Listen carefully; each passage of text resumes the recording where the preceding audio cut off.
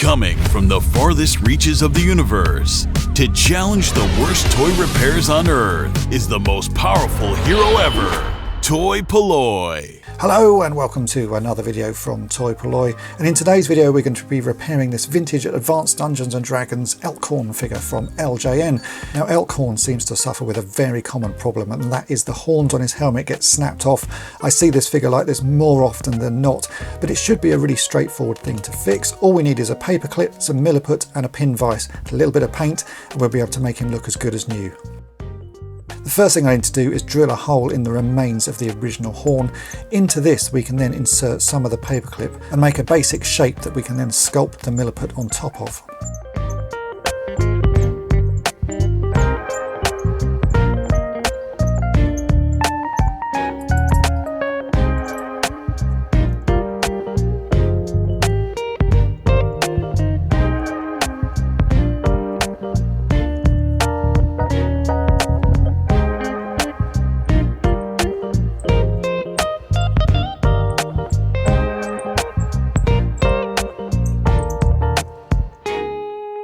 It doesn't take long to drill a hole into the figure, and it needs to be about 5mm deep.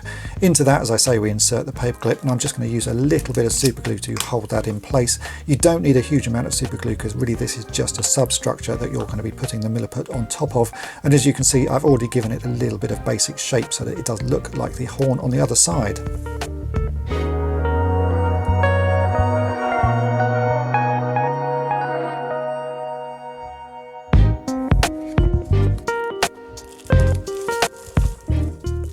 It's now time to get the milliput ready, and milliput is a two-part model in clay, so we need to take equal parts of both of the different types of clay, mix them together to get it activated, and make sure that it is fully mixed so that you don't have any streaking in it at all. This takes a few minutes, and while you're doing this the milliput will get softer and softer until it's really pliable and you can easily shape it and sculpt it.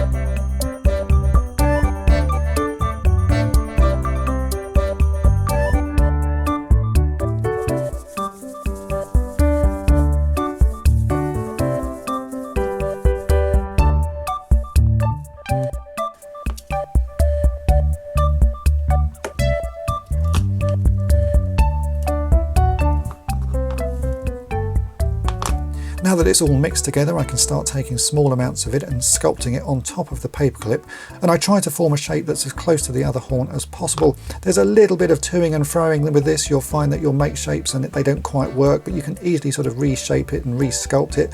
I just use a screwdriver at this early stage to sort of pull the milliput around and give it a basic shape.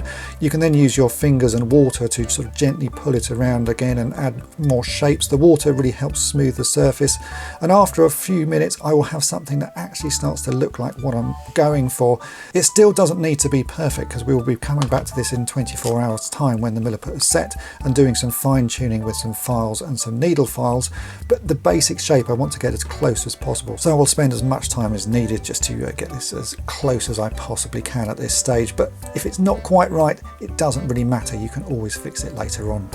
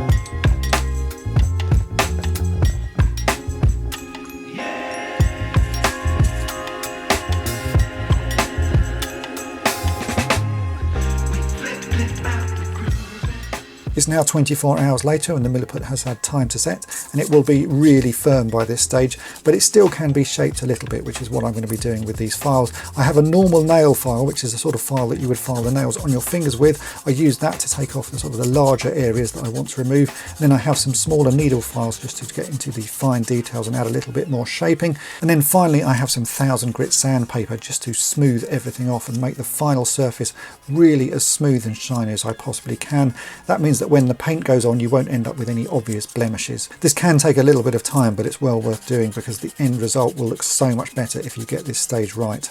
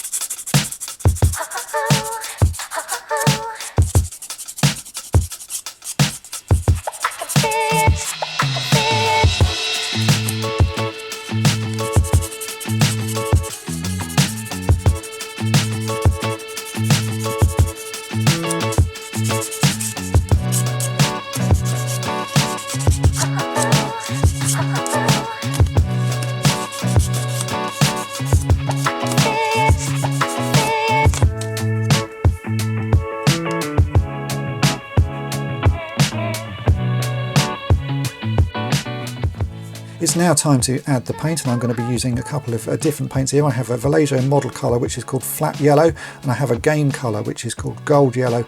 The yellow on the original figure will be different depending on which figure you've got and how it's been stored, so there's never going to be an exact mix for this, but I found that these two colours mixed together in sort of different amounts. I did manage to get a colour that was pretty close to the original, and I put a couple of coats of that on, and by the time it had dried you would be hard pushed to notice that this had been repaired.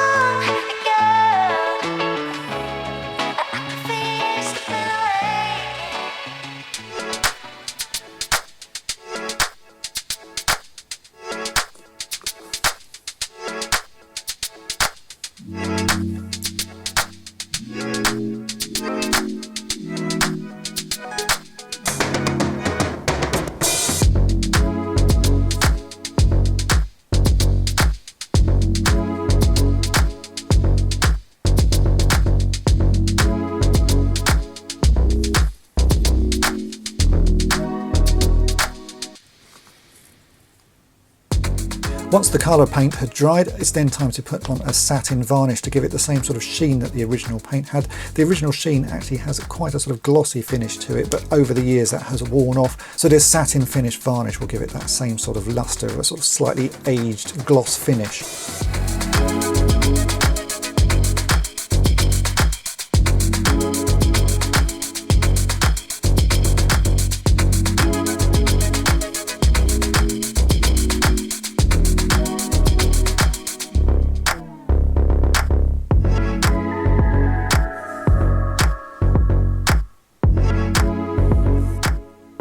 Once that had all had time to dry, we are now left with a figure that has the two horns again, and you can see he's looking really nice. For some reason you often see this figure with the horns missing, and I thought this was a really worthwhile project to do. In fact, now every time I see a broken Elkhorn I will pick it up because I know how easy it is to fix. If you've enjoyed this video, then make sure to hit the subscribe button and tap the bell to be notified each time I upload a new video, and thanks for watching. Thanks for watching Toy-Polloi. Subscribe for more great videos.